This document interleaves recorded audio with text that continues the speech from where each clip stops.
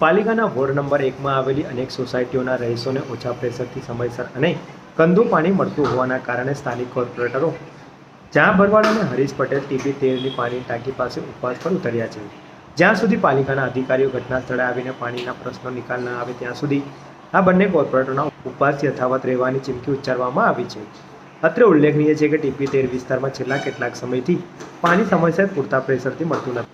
આ બાબતે સ્થાનિક કોર્પોરેટર જહા ભરવાડ, હરીશ પટેલ અને પુષ્પા વાઘેલાએ સ્થાનિક ટાંકી જઈને તપાસ કરી હતી, જ્યાં પાણી ટાંકી અને સંપનું લેવલ 15 ફૂટ જરૂરી છે, પરંતુ આ લેવલ યોગ્ય રીતે નહીં જળવાતા 9 થી 10 ફૂટ હતું, જેથી પૂરતા પ્રેશરથી સ્થાનિક લોકોને પાણી મળવું શક્ય જ નથી।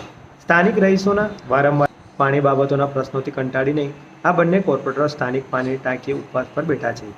બંને કોર્પોરેટરનું કહેવું છે કે પાલિકા તંત્ર અધિકારીઓ જ્યાં સુધી અહીંયા રૂબરૂ આવીને પાણી બાબતે યોગ્ય સમાધાનકારી જવાબ નહીં આપે ત્યાં સુધી ઉપવાસ યથાવત રહેવાની ચીમકી ઉચ્ચારી છે।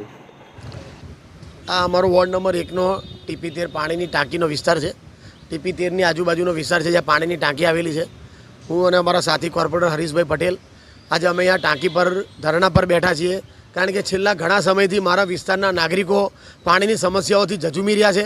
પાણીની સમસ્યા એટલી બધી વિકટ થઈ ગઈ છે કે દિવસે ને દિવસે કોઈ પણ પાણીનો સમય ફિક્સ નથી। કોઈક વાર 6 વાગે પાણી આવે, કોઈક વાર 7 વાગે આવે, કોઈક વાર 8 વાગે આવે, કોઈક વાર રાત્રે 10 વાગે આવે, કોઈક વાર રાત્રે 12 વાગે પાણી આવે, અને એ પાણી પણ પૂરતા પ્રેશરથી ના આવે, માત્ર 15-20 મિનિટ પાણી આવે અને પછી પાણી બંધ થઈ જાય। આ જાડી ચામડીના અધિકારીઓને વારંવાર રજૂઆત કરી, તેમ છતાં આનું કોઈ નિરાકરણ લાવતા નથી।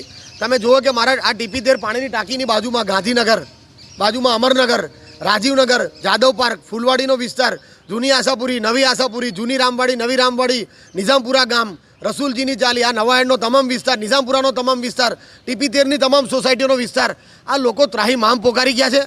આ લોકો અમને સાંજ પડે એટલે બિચારાઓ પાણી માટે એટલા ફોન કરે, કન્ટિન્યુ ફોન 500 ફોન ઉપાડીને અમે પણ હવે અમારી પણ હવે સહન શક્તિની હદ હોય કે 500 ફોન લોકોના ઉપાડીને અમારે જવાબ આપવાના। એ અધિકારીઓના પાપે લોકોને પૂરતું પાણી પ્રેશરથી મળતું નથી, એટલે અમે આ ના છૂટક્યા છે। હું ને હરીશભાઈ પટેલ આ TP13 પાણીની ટાંકીએ ધરણા પર બેઠા છીએ કે 24 કલાકમાં અમારા વિસ્તારમાં પાણીની સમસ્યા દૂર કરો। જો આ અધિકારીઓ તાત્કાલિક આની પર પગલાં નહીં ભરે અને પર્સનલ આવી અને અધિકારીઓ તમામ જગ્યાએ ચેક કરી અને આનું નિરાકરણ નહીં લાવે તો આવનારા દિવસોમાં મ્યુનિસિપલ કમિશનરના ઘરે પણ અમે ધરણા પર બેસવાના છીએ જઈને।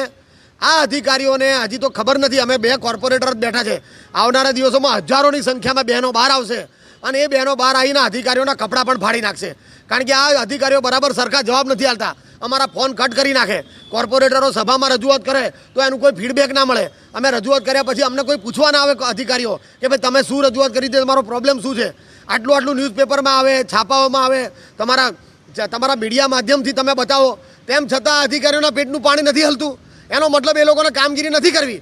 જો કામગીરી ના કરવી હોય તો એમને એમના પદ પરથી રાજીનામા આપી અને અધિકારીઓએ નોકરી છોડી દેવી જોઈએ, કારણ કે લાખો રૂપિયા પગાર લીધા પણ પછી પણ જો લોકોનું કામ ન કરવું હોય તો એમની કોઈ પણ જાતની એમને કોઈ સુવિધા કોર્પોરેશન આપવી જોઈએ નહીં।